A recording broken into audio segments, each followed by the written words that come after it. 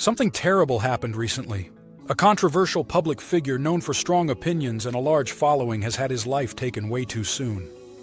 And some would argue if it was remotely terrible or even soon enough.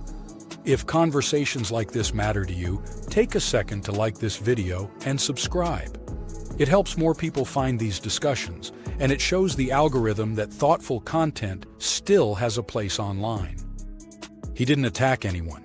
He didn't break into a home or commit a violent crime.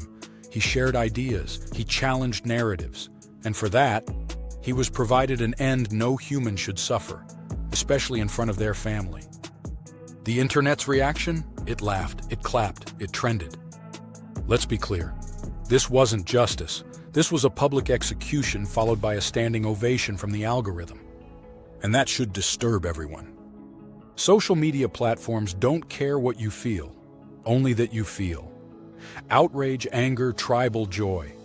It all counts as engagement. And engagement drives profit. When something tragic happens, the system doesn't ask, "Is this ethical?" It asks, "Will people click?" The louder the reaction, the more it spreads. The more disturbing, the more it's rewarded. We're not just feeding the algorithm, we're becoming what it feeds on.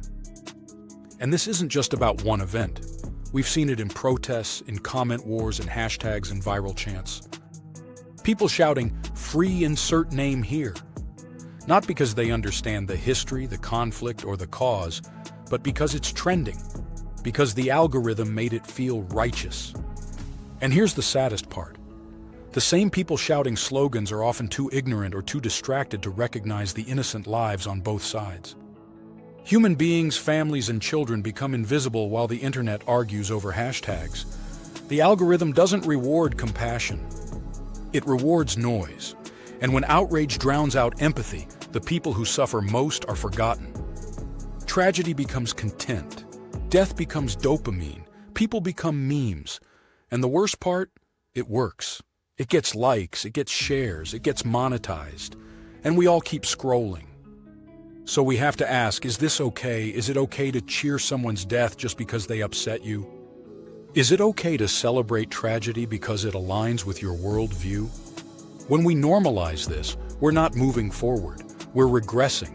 We're reenacting witch trials with Wi-Fi. Who actually deserves to die? It sounds extreme, but this is where we're heading. Only those who commit violence are even considered for that level of punishment, and even then it's debated.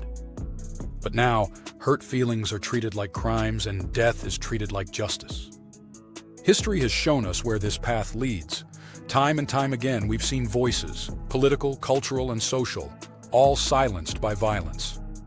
Some were activists, some were leaders, some were disruptors. They all came from different backgrounds, held different beliefs, and spoke to different audiences. But the outcome was always the same. Someone decided that bullets were a better answer than debate. And every single time it left families broken, movements derailed, and society scarred. The lesson is clear. When disagreement turns into justification for death, nothing good follows. The message doesn't die, but freedom does. Love them or hate them, these figures were targeted not for crimes, but for challenging the narrative. If this is the pattern, where does it stop? Because when speaking becomes dangerous, only the powerful are allowed to speak. A US president was nearly assassinated, live on camera, with a bullet inches from killing him. And again, the internet responded with jokes, memes, and applause. This isn't about who you support politically. It's about whether we still believe disagreement should be met with debate, not death. Ask yourself, who benefits when speech becomes dangerous? Not the public, not the truth seekers, not the critics. The winners are governments, corporations, and platforms, the ones who control what gets seen and what gets silenced. When speaking gets punished and silence gets rewarded, control becomes effortless. The powerful don't even have to censor you. You censor yourself, and that's exactly what they want. This isn't just cultural decline, it's moral collapse. We are being trained to cheer cruelty, to reward violence with virality, and to treat death like content. And if you think you're immune to it, you're not. Because one day, someone with your beliefs might be next.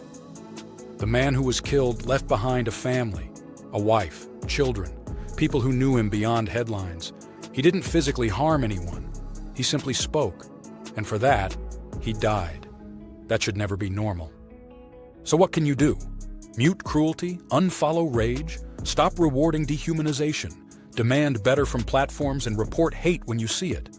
More importantly, demand better for your future. Promote love, support, and open communication. And always remember, to you it may look like a 6, but to someone else it may look like a 9. Perspective matters, and empathy is the only algorithm worth following. If you've made it this far, you're truly one of the reasonably perceptive. Stay alert, stay grounded, stay human, and always stay perceptive.